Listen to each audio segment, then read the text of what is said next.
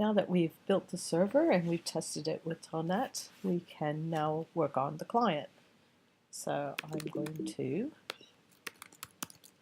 bring up client.c into a file. Just like the server, in C we're going to take arguments and start off with main.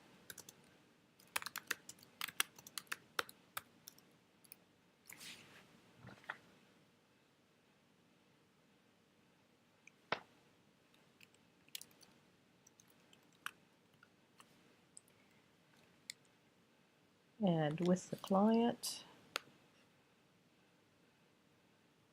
we wanted to create the socket. So again, I'm going to put in my comments. Connect it to the server. And then read and write on socket.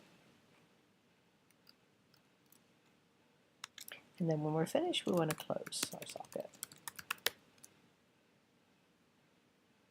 So starting up with creating the socket, we need to set up our memory structures as we did before. So I'm going to have hints.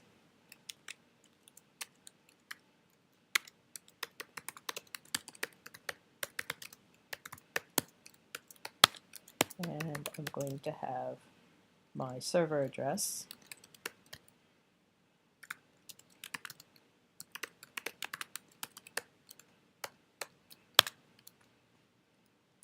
And I'm going to set the memory, clear the memory for them.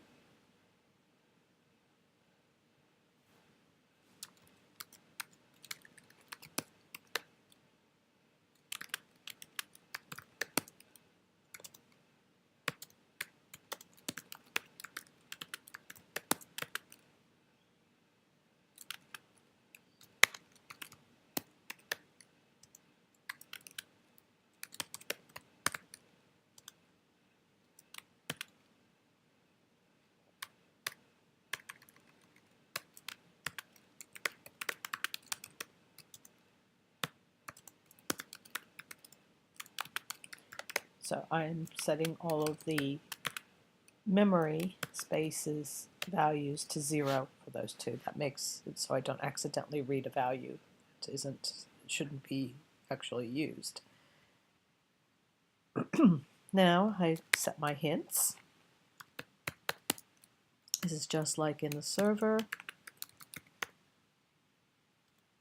I'm going to set my family to be IPv4. And I'm going to set my socket type to be a stream socket.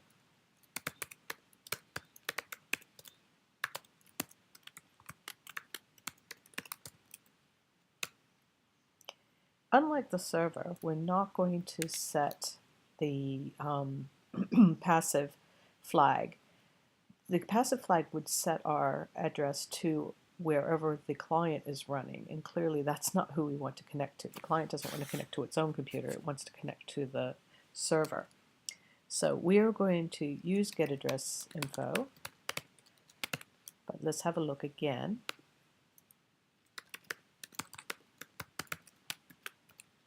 At how we call it.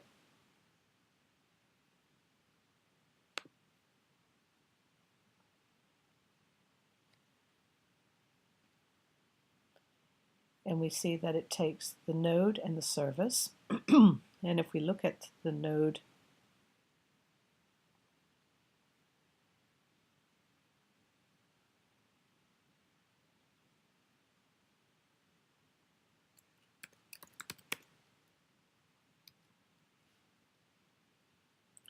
so the node and the service, which identify the internet host and the service. So the service being the port number, or you could also say like HTTP if you wanted the web service. Okay, so node specifies either numerical network address, so the dotted decimal, or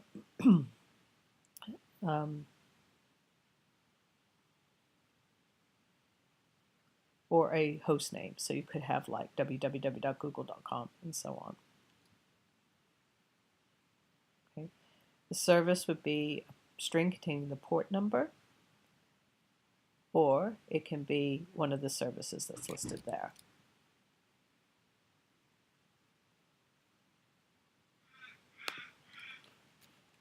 So I'm going to define my services up the top just because I want them to be visible and easy to change.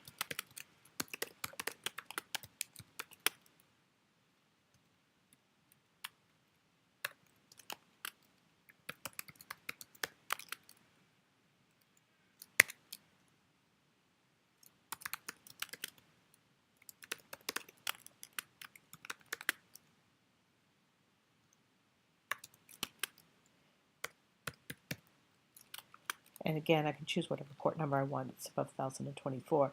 Now, unlike your first practical, I'm setting the values here. In your first practical, I put them into a configuration file, which is a better practice because it separates out the functional code here from the settings. But now that I've set them, I can use the server name and the server port. They're both strings. And then as before, I pass in the hints and then the variable where I want to get address info to write the actual address. Once I've done that, now I can create my socket.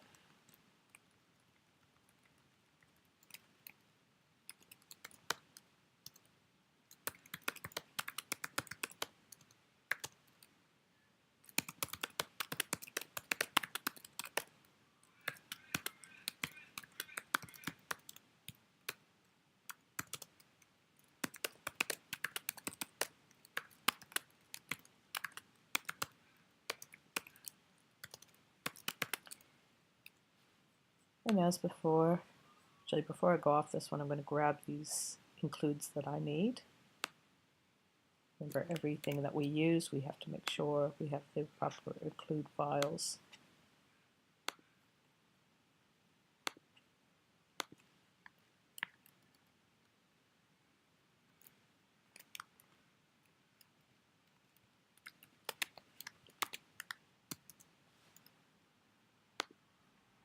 So I'll look up my socket.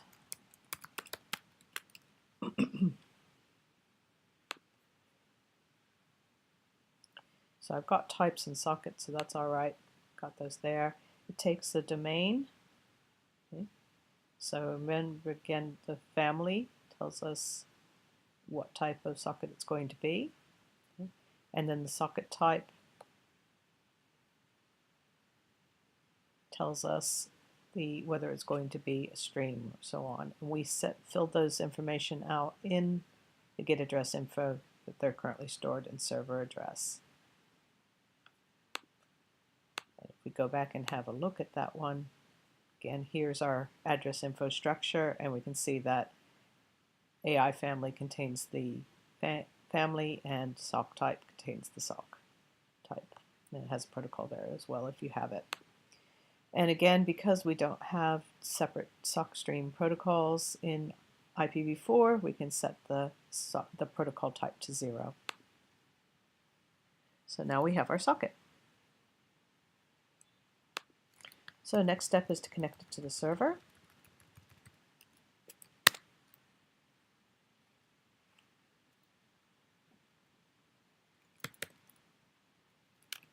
And this one I'm going to do error testing in, just to show you. Again, every single call that we make should have error testing. So this is just an example. So I'm going to connect the client socket to the particular address.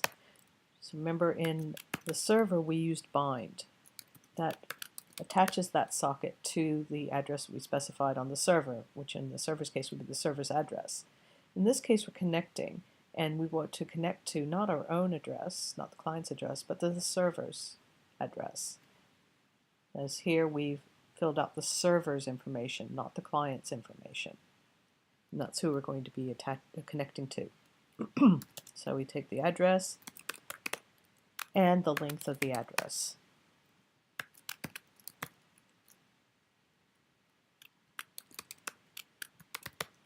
And again, that information stored for us in the address info returned by getAddressInfo. So here's the address length, and here's the address, and it has filled that in for us. Now, if for some reason that were to fail, then p-error is our friend. So I can put a message that the connect failed, and then p-error will actually print out the system error, so it'll say why the connection failed.